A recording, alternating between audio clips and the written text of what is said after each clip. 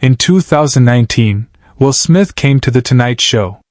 Everyone expected a normal interview, until Will asked the cameras to stop rolling, and what he told Jimmy Fallon changed both men's lives. November 12, 2019. 4:47 p.m. Studios 6A at Rockefeller Center. Will Smith walked onto The Tonight Show stage to the sound of thunderous applause. The biggest movie star on the planet. Confident stride. $1 million smile. He hugged Jimmy Fallon, waved to the audience, settled into the guest chair like he'd done 100 times before on 100 different shows. This was supposed to be easy. Promote the new movie. Tell a funny story. Play a game. High five Jimmy. Wave goodbye. Standard protocol for an A-list guest on late-night television. The interview started exactly like that. Will Smith is here, everybody. Jimmy's enthusiasm was genuine. They'd known each other for years, had mutual respect, easy chemistry on camera. Man, it's so good to see you. How've you been? I'm great. Will said, that trademark charisma dialed up. Busy, you know. Film just wrapped, kids are good, life is good. They talked about the movie. Will told an anecdote about a stunt that went wrong. The audience laughed. Jimmy laughed. Everything was exactly as it should be. 12 minutes into the interview, something shifted. Jimmy had just asked a simple question. So what's next for you? Any projects you're excited about? Will's smile flickered. Just for a second. So brief that the audience didn't notice. But Jimmy noticed. He'd done this long enough to read the micro-expressions, the tiny cracks in the performance. Actually, Will said, and his voice had changed, lower, quieter. Can I ask you something? Of course, anything. Will looked directly at Jimmy. Not at the audience. Not at the cameras. At Jimmy. This isn't live, right? This is taped? Yeah, we're taping. We edit before it airs tonight. Why? Will nodded slowly, as if making a decision in real time. Then he turned toward the cameras and said words that had never been spoken on The Tonight Show before. Can we turn the cameras off for a minute? What Jimmy didn't know was that Will Smith had been carrying something for 6 months. Something so heavy he'd stopped sleeping, stopped laughing when he was alone, stopped recognizing himself in the mirror. The studio went silent. Camera operators looked at each other, uncertain. The audience murmured in confusion. Jimmy's producer, Jim Brunetti, spoke into Jimmy's earpiece. What's happening? Do we cut? Jimmy held up a hand toward the control room. Wait. He looked at Will, searching his face. The movie star persona had completely dropped. What remained was something raw and frightened. Will, you okay? Jimmy asked quietly. I need to tell you something, Will said. But not on camera. Please. Jimmy didn't hesitate. He turned to the cameras. Guys, give us 5 minutes. Everyone out. The audience protested, quiet groans of disappointment. This wasn't how television worked. Guests didn't stop interviews. Hosts didn't clear studios. But Jimmy stood firm. I'm serious.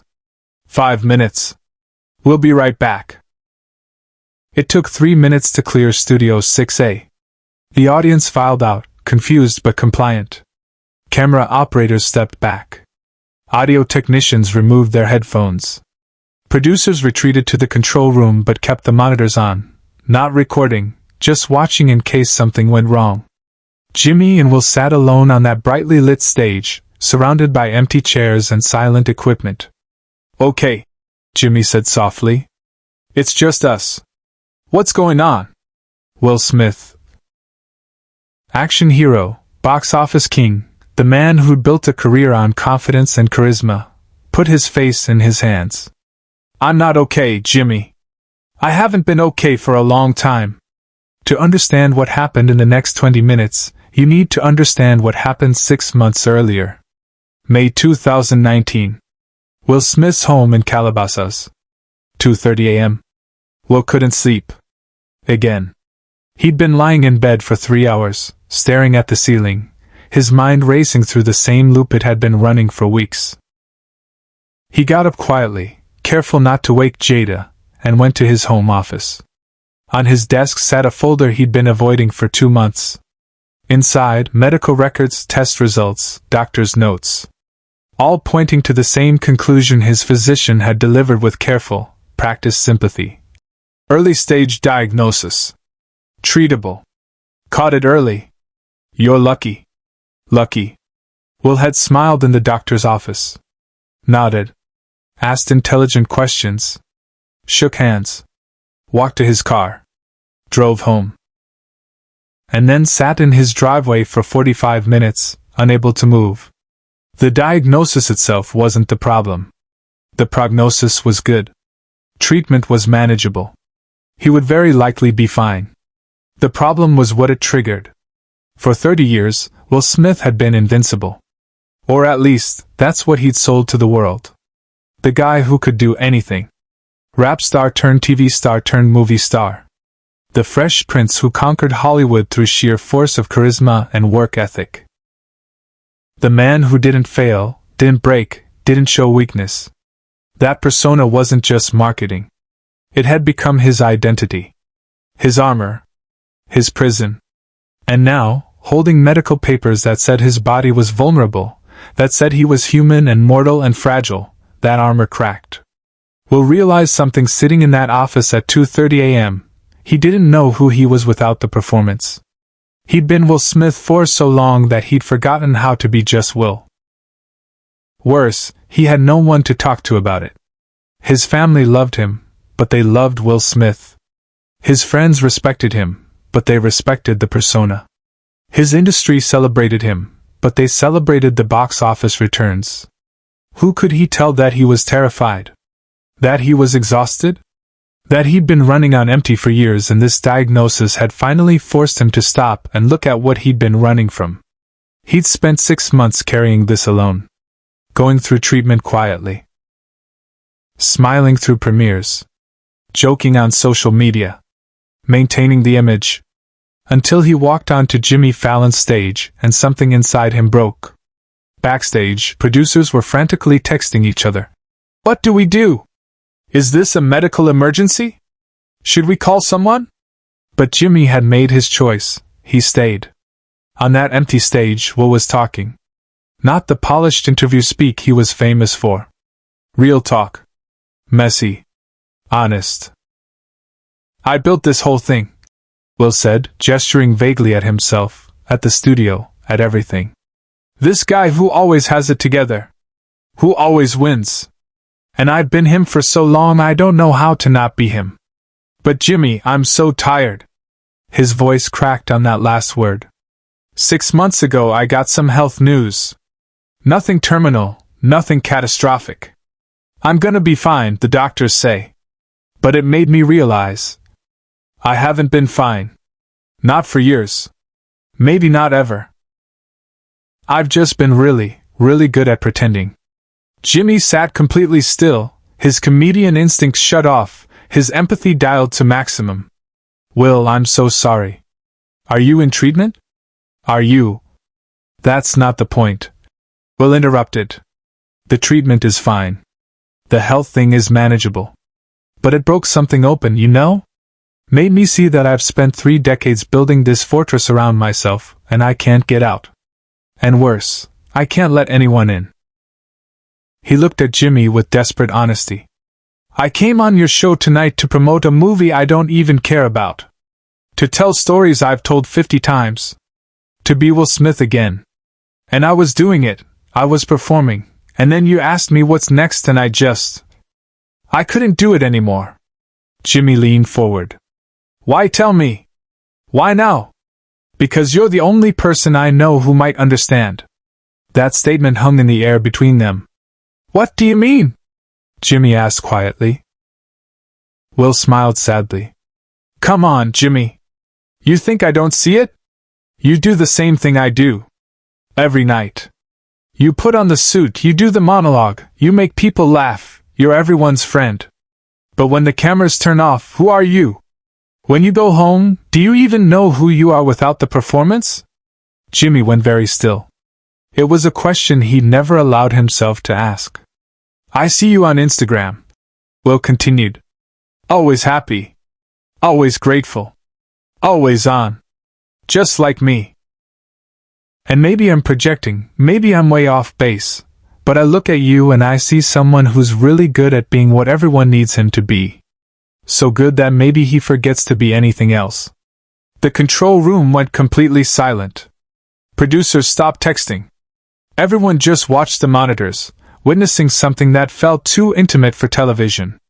Jimmy Fallon, who made a career out of laughter and lightness, sat in his guest chair and felt something crack inside his own chest. I have panic attacks, Jimmy said suddenly. The words came out before he could stop them.